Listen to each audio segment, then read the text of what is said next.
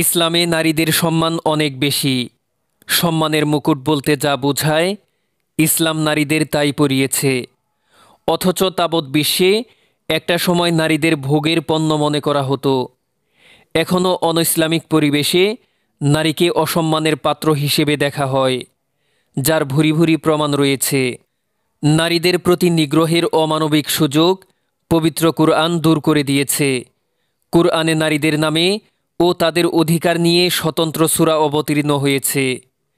এছাড়াও কন্যা সন্তানের প্রতি অচ্ছুত ভাব যাদের আছে, তাদের বিষয়ে মহান আল্লাহ তাআলা বলেন, যখন তাদের কন্যা সন্তানের সুসংবাদ দেওয়া হয়, মনকষ্টে তাদের চেহারা কালো হয়ে যায়।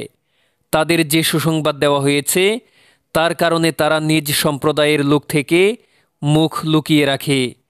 তারা ভাবে এই সন্তান রাখবে নাকি মাটিতে পুঁতে ফেলবে। সাবধান, তাদের সিদ্ধান্ত কতই না নিকৃষ্ট। ইসলাম নারীর জন্য আমল ও ইবাদত বন্দেগী করা অনেক সহজ করে দিয়েছে। ফলে নারীরা আল্লাহর হুকুম মান্য করা ও রসুল সাল্লাল্লাহু আলাইহি ওয়াসাল্লামের সুন্নত অনুসরণ করা খুবই সহজ। এখানে কয়েকটি আমলের কথা উল্লেখ করা হয়েছে, যেগুলোর মাধ্যমে যে কোনো মুসলিম নারী সহজেই জান্নাত লাভ করতে পারবে। নারীরা যে 4 কাজে জান্নাত লাভ করবে। ইসলাম নারীদের জন্য জান্নাত লাভের পথ একদম সহজ করে দিয়েছে।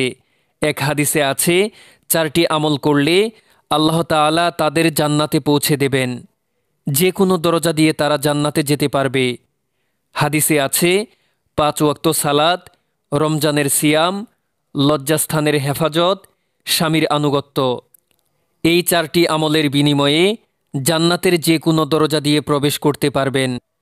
যেসব নারী স্বামীকে ভালোবাসে না ও স্বামীর প্রতি কৃতজ্ঞ নয়, আল্লাহ তাআলা ওই সব নারীদের প্রতি রহমতের দৃষ্টি দেন না। আল্লাহর রসুল সাল্লাল্লাহু আলাইহি ওয়াসাল্লাম বলেছেন, আল্লাহ সেই নারীর প্রতি রহমতের দৃষ্টি দেন না যে স্বামীর কৃতজ্ঞতা আদায় করে না, অথচ সে তার প্রতি মুখাপেক্ষী।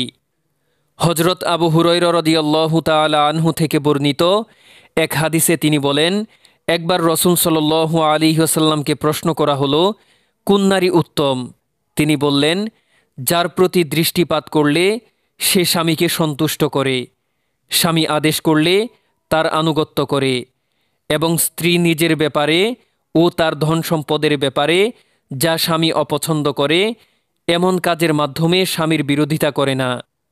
নারী পুরুষ সবার তাকওয়া অর্জন করতে হবে। তাকওয়ার মাধ্যমে আল্লাহর নৈকট্য লাভ করা সম্ভব। তাকওয়া না থাকলে পথভ্রষ্ট হয়ে যাওয়ার সমূহ আশঙ্কা রয়েছে। আল্লাহর রসুল সাল্লাল্লাহু আলাইহি ওয়াসাল্লাম তার প্রিয়তমা আয়েশা সিদ্দিকা রাদিয়াল্লাহু তাআলা আনহাকে বলেন, হে আয়েশা, তোমার জন্য আবশ্যক হলো ক্ষুধাভীতি অর্জন করা।